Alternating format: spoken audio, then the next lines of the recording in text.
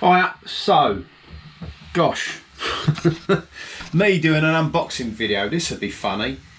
Right, long and short of it is, I've decided to downsize my whole DJ kit, purely because of demand, and I don't have time at the weekends now to do gigs, if I did, and I'm doing corporate gigs as well, like in the week, occasionally after work. So I decided to do a number of things. One was look at what I was doing and basically how much gear I had lying around doing nothing. And two, I thought, do you know what, I want to get a little bit smarter with what we're doing by using a lot more cloud storage capability, cloud streaming capability, and so on. And then I looked at all of the stuff that was out there. I looked at all the ecosystems that there were, everything from Denon, Virtual DJ, Pioneer, and I looked and I went, do you know what, realistically, like you would have a phone, in a sense, you know, I can use, I've got all of the DJ vendor software, all of it, all right? So I use Tractor, I have Tractor. I also have Virtual DJ Pro, Infinity. I also have Record Box.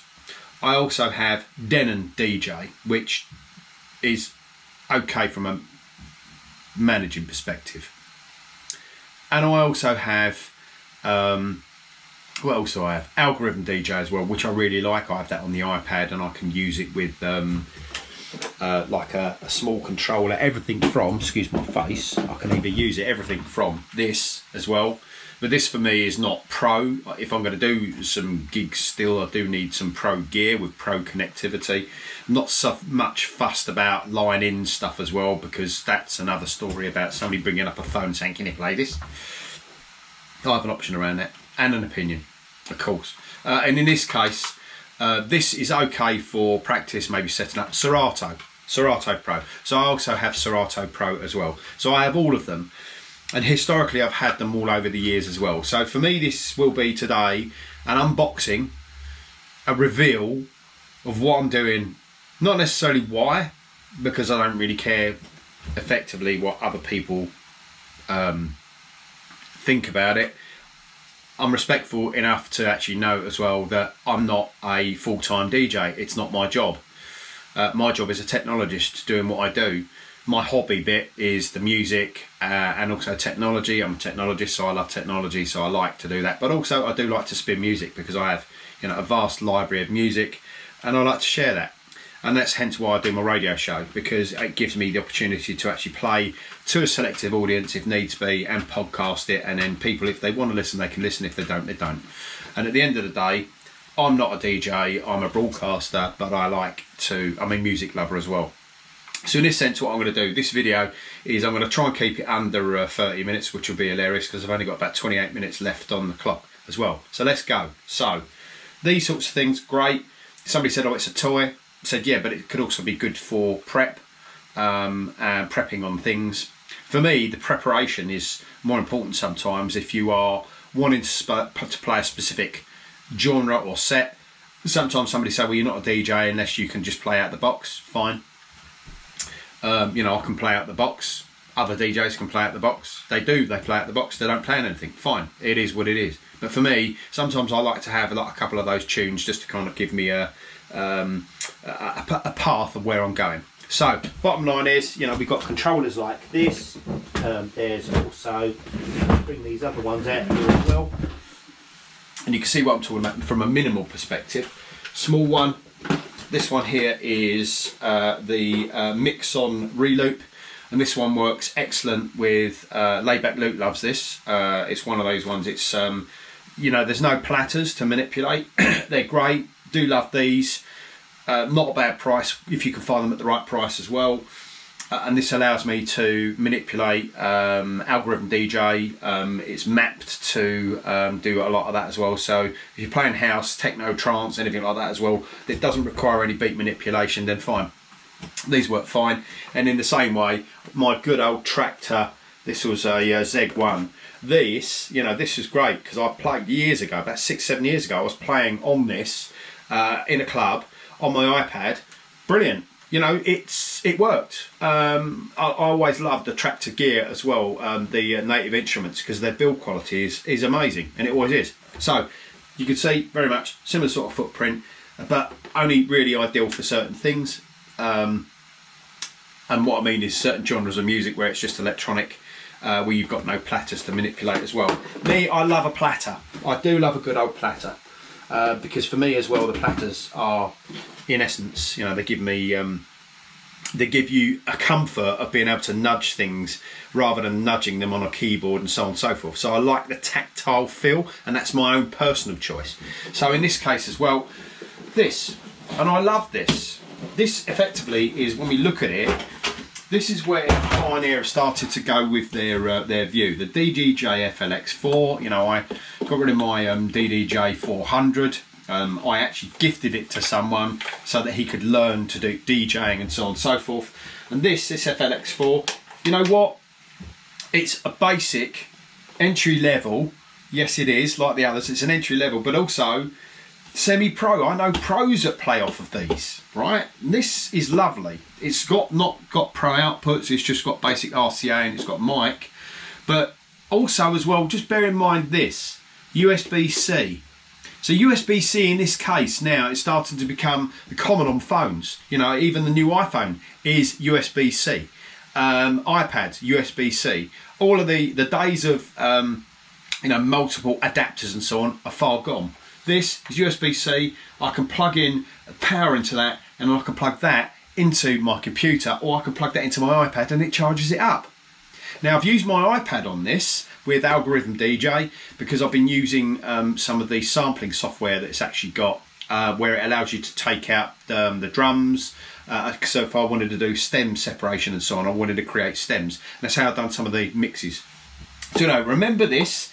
This essentially is this view. You still got the record box icon in the middle of this as well, but this effectively is a Serato and record box and Algorithm DJ, and you can also map. I believe there is a map for Tractor, and also there is Virtual DJ as well, because Virtual DJ, irrespective of what people think of the snobbery that's out there as well, is incredibly innovative. You know, I started off digital DJing with Virtual DJ because of what it could do, and that's why I've got an infinity lifetime license. So that is probably one of my favourites. So what else did I have? I had the XDJ RX3. You notice I said had. I also had the Denon Prime Go. You notice I said had. They're sold. I've sold them. And the reason why was because I was looking at all of the things I was trying to do, and 9 times out of 10, 99% of the time, the gigs I had. And then I thought, there's no point in me having all of this gear lying around wasting. It's literally, it's an asset. It's money that you spent. Luckily, you know, I sold gear to buy other gear, and luckily, you know, I've only had to change a very minimal amount of money this time. Sold the Denon Prime Go, brilliant bit of kit, pro gear, nice and small. Frustrated the pants out of me because I could only really use it with record box one way, so I could build my tracks up and stuff and so on and so forth, and analyse them on record box and then plug them in, and then a Denon stuff will then start to yeah, that's fine, but it's one way. So I then tried Denon DJ on my laptop. It's pants. I'm sorry, it really is toilet. You can't, if you wanted to play a particular genre and you wanted some ideas, like going back to the days of where Virtual DJ, what they would have is they would give you an idea on, well, why don't you go down this route? And then somebody then said to me, oh, well, you're not a real DJ if you can't pick up. I said, I don't care what you think. At the end of the day, what I want is, when you're performing in front of people, you want a simplistic methodology to say, okay, I'm going to play some tunes. Oh, what links to that? Oh, yeah, you pick the tunes. It doesn't actually pick it for you. It just gives you a list. And using that intelligence within the software, irrespective of the snobbery that goes on out there as well, I don't care. The bottom line is, for me, is that I want a simple, straightforward mechanism where I can literally say, oh yeah, do you know what? There's 500 tracks in there. Out of that, kind of fit in with a key, because I like audio symphony. I really like resonance. I really like to make sure that everything is on the same vibe. And for me, it's a massive thing. Vibe is a massive thing. Ambience is a massive thing. Creating that comfort that when somebody's listening, thinking, do you know what, that vibe is amazing. So yes, so I've got everything from memory sticks. I mean, that's a terabyte SSD hard drive that I'll put my tracks on as well. I've got 3 of these, and essentially what I've got is I've got like my record box library on these. There's 40,000 tracks on each of those as well. Somebody says, well, you're carrying around 40,000 records in a sense. Yeah, you are. But also what you've got to bear in mind, a lot of the time, you know, what we used to do is we used to carry around massive record boxes. I have got a record box here, and now the likes of these, effectively I've got like 2,000 tracks on each of these. You know, I've got 3 in here, but it's not my whole library. And somebody then said, well, why do you want your whole library on a stick? I said, well, it's a little bit like you saying one day somebody comes up and asks you for that obscure request, and that's where streaming, putting stuff in the cloud comes. The streaming element is really a key thing for me to actually help to understand. First of all, and I used Tidal. So for instance, I was doing an Ibiza set. Yes, me, I was doing an Ibiza set, 15 floors up in London. And the beauty of it was that I went onto Tidal, I did a search, I think, do you know what, let's have a look at some Balearic beats. And for 3.5 hours, I was spinning some Balearic beats, and I used Tidal to actually stream that via Wi-Fi to my device. Absolute game changer. I did a gig up north for somebody's birthday, and then they wanted a dirty R&B set at the end of the night. I don't have dirty R&B because it's not my thing. But what I did, I decided to then go on and then do a search. I picked one track and then I went, okay, I'll pick all of those then that come with it. So the beauty of that is the streaming element has actually given me access to a library of music that I wouldn't have necessarily had before. And that is if you subscribe to the likes of, say, Tidal, BeatSource, or even SoundCloud for some of those. So brilliant. So I've just spent the last near enough 11 minutes waffling. So what I'm going to do now is I am going to do the reveal of what I've done. So I've shown you my DJI FLX4, the RX3 sold, gone. The Denon Prime Go sold, gone. What have I replaced it with? I already have the DJI FLX if I wanted to use the laptop for using Tidal via the laptop and so on and so forth. But I've gone down the route of this. I've gone Omnis Duo. It is Pioneer's first, or Omnis Duo, Alpha Theta, who is the parent company of Pioneer DJ. I have gone down this route, and the reason why I've gone down this route is because one of the things I wanted to do is I wanted an all-in-one DJ system. I wanted it battery powered, because I'm taking the benefits of what I did with the Prime Go there. But also what I want to do, I want it to link into the ecosystem and the music library mechanisms that I've been using for years on the record box side of things. Now, love or hate it, I don't care. For me, the important thing is that I'm building up my kit that I need to suit my ecosystem, not anyone else's. Don't have to please anyone else, it's just my stuff. The other thing as well that I've got, this came out of my what did it come out of? This came out of the Denon Prime Go, right? And I love the Prime Go, I will say that. You know, one of the best bits of kit, very innovative for the time. Pioneer lost it behind the curve. Now Alpha Theta, the parent company, you'll start to see a lot of rebranding around this sort of stuff as well. So for me, what I'm going to do now is I am going to do an unboxing. Good old unboxing. Excuse me, scribbling the mic. So I'm going to do an unboxing because I haven't done an unboxing for years. Last time I did an unboxing, believe it or not, was my XDJ XZ, the big monster, and I did that outside. And that was quite funny. So this I'm going to upload to YouTube, so it's on the tube, but also I'm going to put it across the other socials, so Facey as well. I'm going to put it on Facebook and so on and so forth. And if you choose to watch it, fine. You can't beat a bit of unboxing, because effectively what I've done is now I've simplified things. Now, this is a chalk and cheese device. Some people will like this, some people won't. I've done a lot of homework, a hell of a lot of homework to look at it. It is an early days. It's still in version 1. It's still version 1 as well. I want to thank West End DJ. Massive shout out to West End DJ as well for doing this too, because for me, you know, they're brilliant. They deliver all the time. You know, they delivered my RX3 ahead of when anyone else had them. The Omnis Duo, of course, this is Alpha Theta, the parent company for Pioneer DJ. This is their first launch into this space. So there you go, there's the box. Now what I will do is I'll do a size comparison, because one of the things I've noticed is that there's not a lot of size comparisons between this and say the FLX4 that somebody might be using, because they're actually looking at, oh, do you know what, I wouldn't mind doing that as well, going down that route. So what I am going to do is I'm going to tip it out the box, because it's a nice tight, so it's saying Alpha Theta Corporation Japan. So yes, this is in a sense the new look and feel.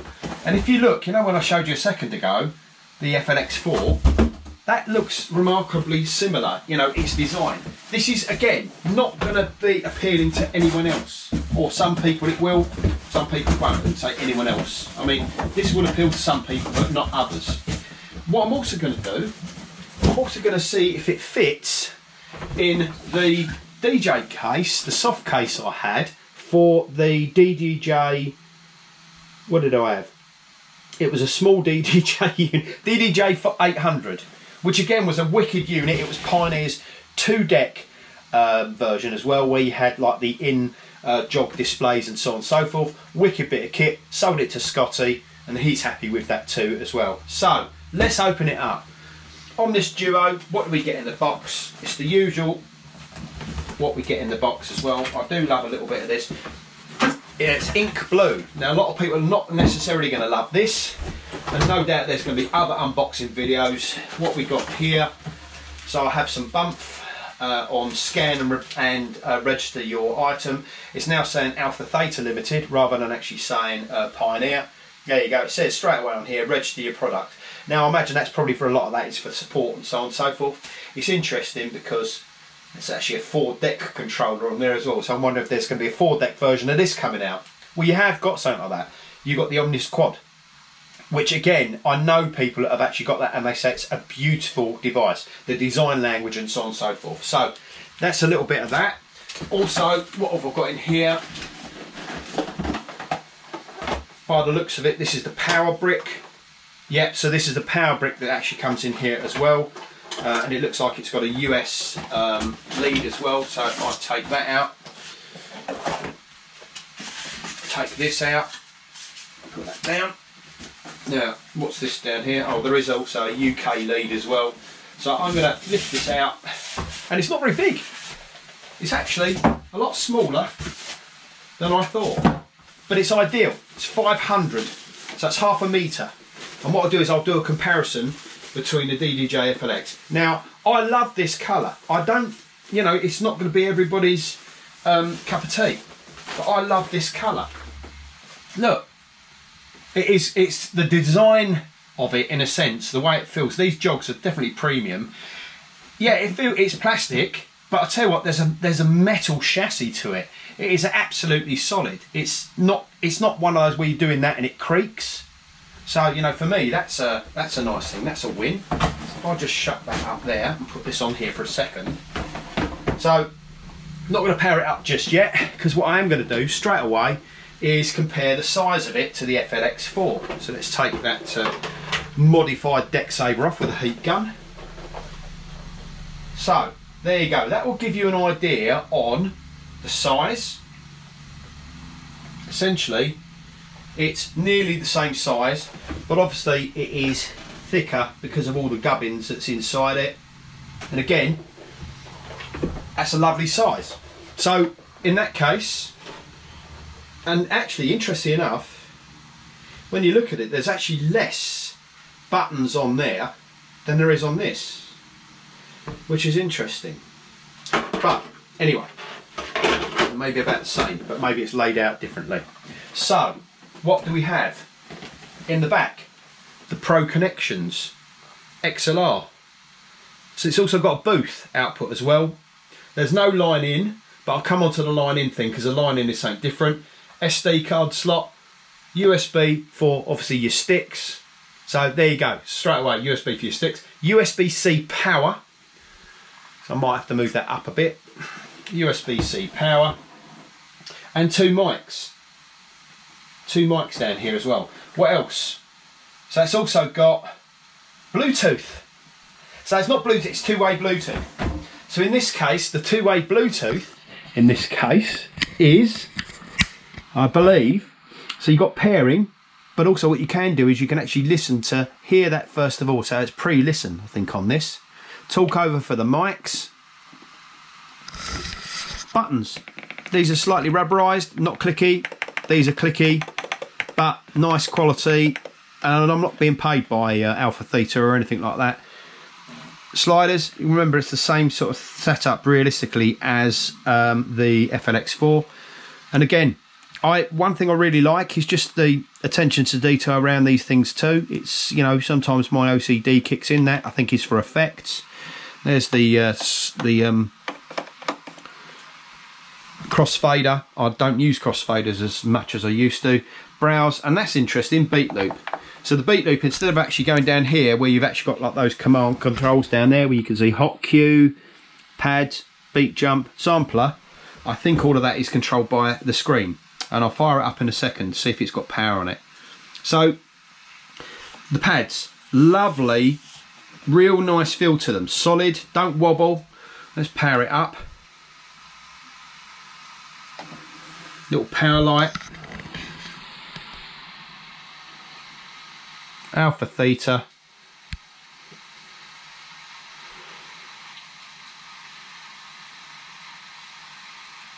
Yeah, it looks like I'm New York. There you go. Right, okay, so straight away, there you go. I've got browse, there's settings, in the settings. So it looks like what effectively you do is, majority of the time what you do is you set everything up in here. So utility, there you go. So yeah, again, the interface is actually quite nice. So this screen is of course significantly less size than the 10-inch that you get on the XDJ RX3 or the CDJ 3000s and so on. But effectively, effects, so once you've actually picked the effects, you can either select either the delay of the effect or the master or quantize. I always like to put quantize on once those things are in there and so on. Master, let's have a look. So there you go, you can actually select the channel of where you affect it. I always like to keep it on the channel I'm using at the time as well. And there's also up here too, you know, I've got booth output, Wi-Fi is connected on here too. Look, Bluetooth input, Bluetooth output. Now Bluetooth input, well, it's actually got my phone because I did try it out earlier on as well, so a little bit of a unboxing and then I'll box it back up again. But effectively what I've got is I've got my phone on here as well, so I can actually pair my phone, turn the Bluetooth on in this case, and essentially there you go, you can see the Bluetooth is now flashing. And then essentially what will happen is, and I won't do it at the moment, but I can,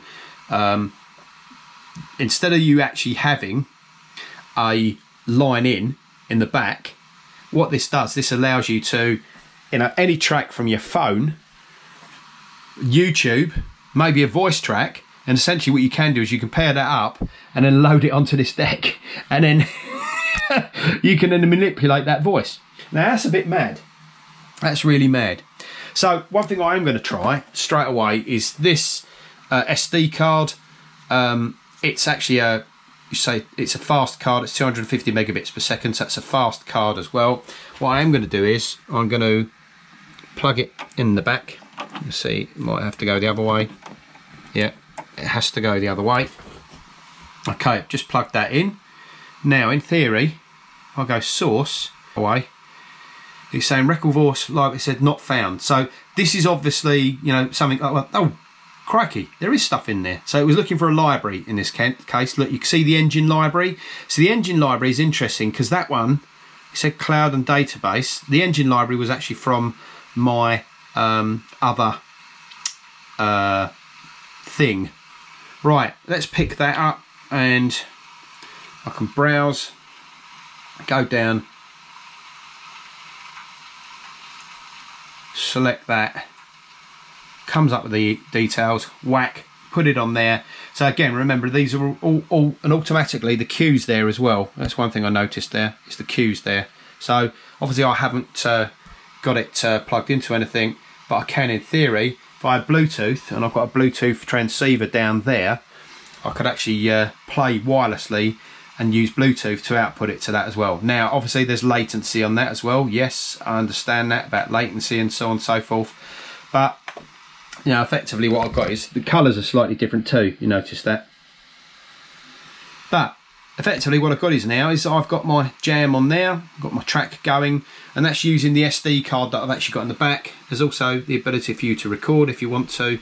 So, you know, I can go into this menu and I can either start recording if I want to as well. Bluetooth is off at the moment, tells me the battery, so effectively I can play away. If I then go browse, what I will have to do is if I browse, I'll have to then go back just to have a look.